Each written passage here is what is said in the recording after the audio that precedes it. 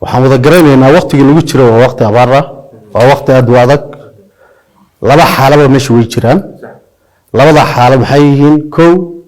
waa cunnadii xoolaha ama calafka xoolaha oo yaraaday haddii calafka mar uu yaraado ama daaqii uu yaraado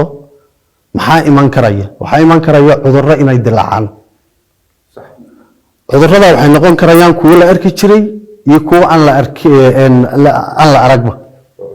oo cusub 93 degmo iyo 6 maamul magaalo maadaama abaarta rabbaaniga ay jirto waxaa dhacday isku gurgur fara badan waxaa laga yaabaa xoolihii joogay doolo inay maanta joogaan jarar isku gurgurka iyo calafyarada ama daaqa yaraaday markay dhacdo waa qasab cudurrada inay bataan waxaan sameynay 24 degmo ayaa hadda talaal laga fuliyay 24 degmo ee talaalka laga fuliyay waa qaab degdeg ah loogu fuliyay ama xanuuno si degdeg ah loo soo sheegay markii daraasad lagu sameeyay xaqiiq ay noqotay waxay noqotay markaa in sida ugu dhaqsaha badan talaalka la fuliyo deegaankana baaxadiisu waan garanaynaa xoolihiina maadaama sidaan soo sheegay isku gurgur u dhacay hadda meesha ay ku badan yihiin in la tago isla markaana talaalka laga fuliyo marka kuma filnaan leenahay haddana iyadoo talaalka la fuliyay waxaan doonaynaa waxa weeye in la tago 93 degmo wejiga koobaad iyo wejiga labaad waxaa jirta qaybin calaf aan qaybinaba jira oo ka kooban 14 degmo oo feeskii labaad aan qaybinay iyo feeska koobaad oo 4 degmo iyadana aan qaybinay marka la isku daro waa 25 gaari oo gobolka daawo aan geynay oo calafka xoolaha ahaa 58 gaari oo 14 degmo oo gobolada degmooyin kala gedisan aan iyagana u qaybinay calafka la qaybinaya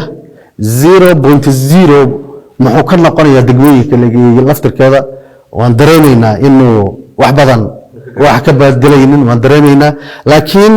waa wixii ama tabarahan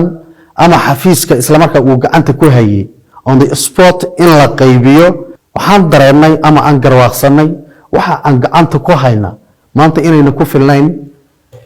dhibaatada taagan ama calaf ha noqoto ama daawada ha noqoto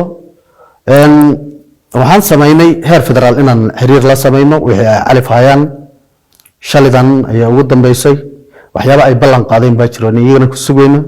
annagana in aan dardar gelino waxyaabahan wali la jarin ama u baahan sida ugu dhaqsaha badan in la beero annagana inaan culays ka saarno waxaana waa wax rabbaani ah oo ilaahay unbaa ka fargarayn karaya haddii ay talaal noqoto iyo haddii ay calafka noqotaba talaalka laftirkiisa isagana sidoo kale waxaan gacanta ku haynay in aan dedejino isla markaana goobaha ugu sii liita ama cudurrada ay ku badan yihiin inaan sida ugu dhaqsaha badan iyadana ugu howlgalno qorshaha noo yeelana waa ka waxyaabahan uu farayo waxa weeye si guud horto shacabka gudihiisa inuu isu naxariisto kuwa tabaalaysan kuwa dhibaatooyinka ay ka soo gaareen in la isu dul qaato tusaale ahaan maadaama xaaladan hadda isku gurgur ay keentay waxaa laga yaabaa inay shaqaaqooyin keenta ama dadka isku soo barakacaya qudhooda haddaynan si soomaalinimo ah aynan isu eegin nabadgelyada laftirkeeda waxaa laga yaabaa inay dhibaato ku noqoto marka isku dulqaadka in la muujiyo oo dadka ay u arkaan waa dhibaato rabbaaniga dadka ku timaaday ay dadku u arkaan dadka lagu soo barakacay dad walaalahood ah oo dhibaato ku dhacday isla markaana maciin mooday halkan inay ku nasanayaan ay nafkeenta maadaama ay yihiin in dulqaadka la muujiyo nabadgelyadana la ilaaliyo waa midaan kula dardaarmaya bulshada deegaanku